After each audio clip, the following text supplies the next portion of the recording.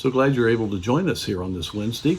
And today I'd like to look at a passage from 1 Chronicles chapter 28. It's very instructive how David prepared for the next generation. David found out that God was not going to allow him to build the temple.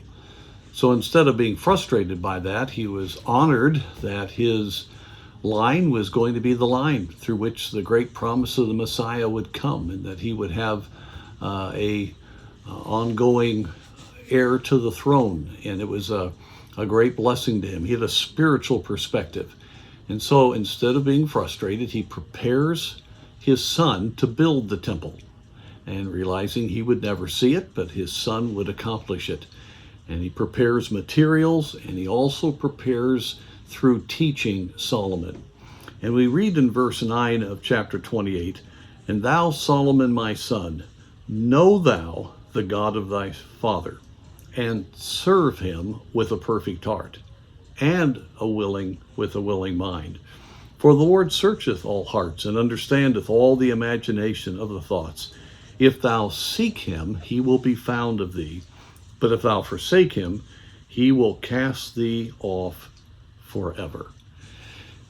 Wonderful advice from David to his son Solomon. And if we in this day would just take that simple advice, it would change our lives, and certainly change the lives of our children, grandchildren, and the next generation. He said, "Know the God of your father."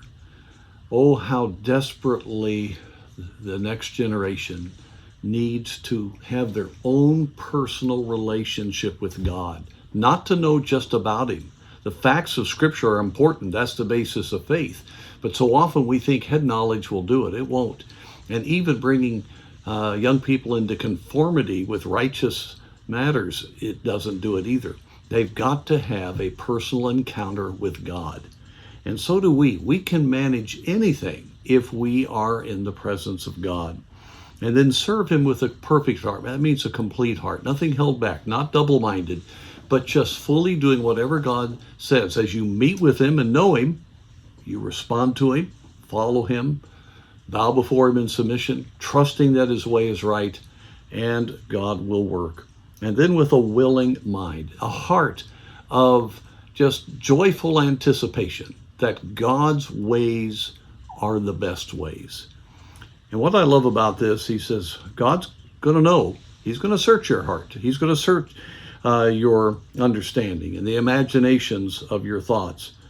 But if you truly seek him, he will be found of thee. This is found several times in the Old Testament, and in the New Testament we have, "Draw nigh to God, and he will draw nigh to you," there in James chapter 4.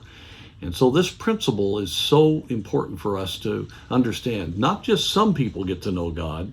Everyone that's saved, who wants to, who will give their whole heart to know God and follow him and do it joyfully, they will find him.